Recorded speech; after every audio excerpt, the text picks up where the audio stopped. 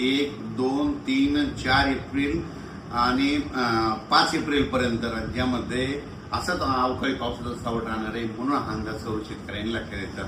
मग सांगायचं झालं तर आज देखील म्हणजे आज 31 मार्चला देखील आज देखील मराठवाड्यामध्ये विदर्भामध्ये आज देखील पाऊस पडणार आहे. तिकडे उत्तर महाराष्ट्राकडे देखील असणार आहे, म्हणून हा अंदाज लक्षात द्यायचा.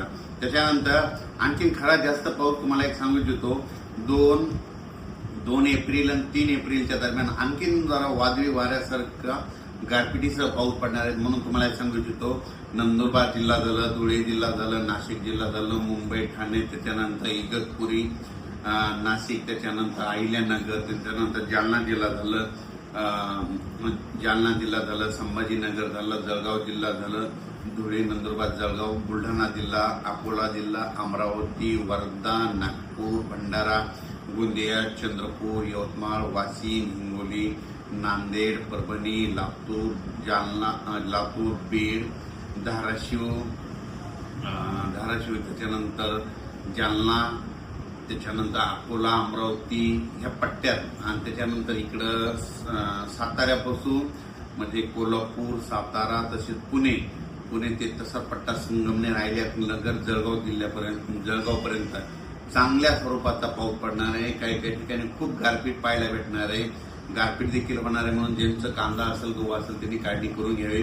या पावसामध्ये विजेचं प्रमाण जास्त आहे, म्हणून शेतकऱ्यांनी झाडाखाली थांबू नये, आपली पाळीव प्राणी पशुधन झाडाखाली बांधू नये, म्हणून हे देखील सर्व लक्षात द्यायचं. म्हणजे 4 तारखेपर्यंत 4 एप्रिलपर्यंत राज्यात असंच अवकाळीचं दररोज वेगवेगळ्या जिल्ह्यात वेगवेगळ्या विभागात पाऊस पडणार आहे, म्हणून हा अंदाज लक्षात द्यायचा.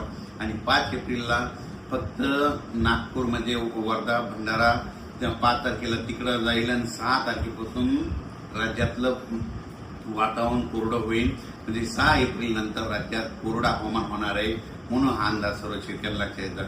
पण आणखीन पण 31, 1, 2, 3, 4 तारखेपर्यंत 5 दिवस पावसाळ्यासारखा पाऊस पडणार आहे. खूप ठिकाणी गारपीट होणार आहे.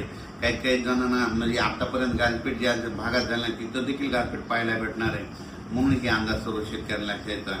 खास करून शेतकऱ्याला सांगू इच्छितो, जे कांद्याचा पट्टा आहे म्हणजे साताऱ्यापासून ते असा बारामती, पुणे म्हणजे जवळपास 150 गाव आहेत. तर पुणे असा कोकणपट्टी, त्याच्यानंतर अहिल्यानगर, बीड जिल्हा, संभाजीनगर, इकडे नाशिक, जळगाव ह्या पट्ट्यामध्ये जरा जास्त गारपीट होणार आहे, म्हणून हा अंदाज त्या कांद्याच्या शेतकऱ्यांना लक्षात येताना आपण आपले कांदे असेल तर काढून झाकून ठेवायचे, म्हणून हे देखील त्या शेतकऱ्यांना लक्षात येतं. मराठवाड्यात देखील गारपीट होणार आहे. मराठवाड्यात देखील काय होणार आहे, परभणी जिल्ह्यात इकडे पालम तालुक्यामध्ये, इकडे नांदेड भागामध्ये होणार आहे, इकडे जिंतूरकडं वालोर जिंतूर परिसरामध्ये होणार आहे. ही देखील मराठवाड्याच्या परभणी जिल्ह्यातल्या शेतकऱ्यांना अंदाज लक्षात येतात. त्याच्यानंतर लातूर जिल्ह्यात देखील काही ठिकाणी गारपीट होणार आहे, म्हणून हे देखील लातूर जिल्ह्यातल्या शेतकऱ्यांना अंदाज लक्षात येतात. बीड जिल्ह्यात देखील कडा, आष्टी, इकडं पाथर्डी भागामध्ये, त्या भागात पैठण ह्या परिसरात देखील काही ठिकाणी गारपीट होणार आहे, म्हणून हे अंदाज शेतकऱ्यांनी लक्षात येतात.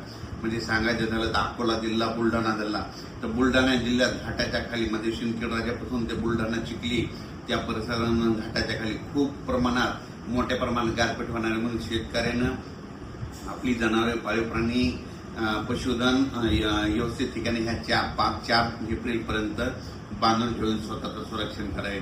अकोला जिल्ह्यात देखील गारपीट होणार आहे, अमरावती जिल्ह्यात देखील होणार आहे, वर्धा जिल्ह्यात देखील गारपीट होणार आहे, यवतमाळकडे देखील होणार आहे, म्हणून हा अंदाज सर्व शेतकऱ्याला लक्षात येतात.